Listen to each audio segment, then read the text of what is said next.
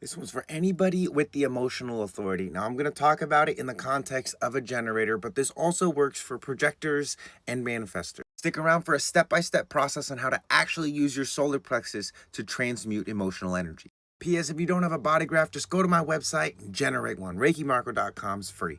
In a nutshell, everybody has an emotional threshold, right? Like there's a range that if you're in that range, you're going to make sound decisions. You're not going to be overcome by your emotions. Now, when you are out of that threshold, that's what we call being in an emotional wave. It's either when you're sadder than your threshold allows, or you're like happier and more excited than your threshold allows. When you're in that state, do not make decisions. Do not inform. Do not respond to invitations. Do not respond with your sacral. You are in an emotional wave. The strategy when you're in an emotional wave is to ride out the emotional wave before making your decision. That's before responding. That's before replying to the invitation, and that's before initiating.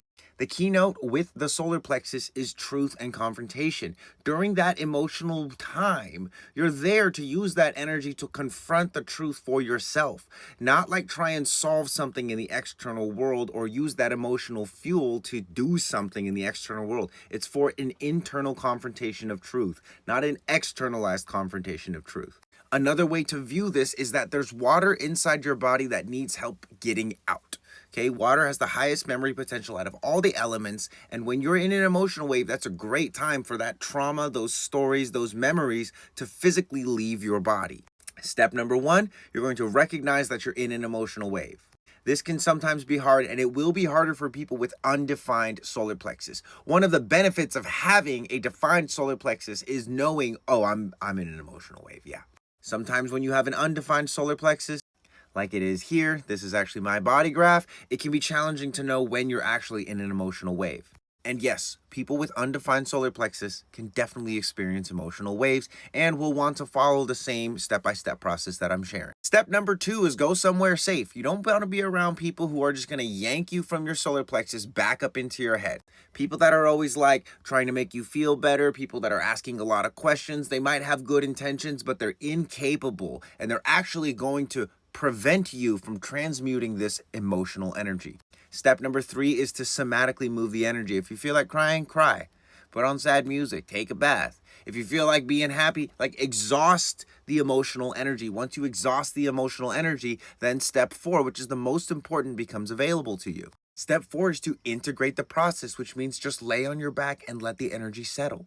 Most people are super quick to like start telling their friends about it or start sharing on social media about how moving through your emotions is important. Just like give yourself a second, okay? You can think of the solar plexus like a pressure cooker. If there's not enough heat and there's not enough pressure, the thing that's inside is not going to get cooked. When you do things like trying to make yourself feel better or talking to friends, most of the time you're actually just releasing pressure and releasing heat, which again is not going to help you accomplish the goal of properly cooking your emotions so that they're digestible. It's very popular to say, oh, let's talk about our emotions. Let's talk about our emotions. Well, how about let's process our emotions and then talk about them?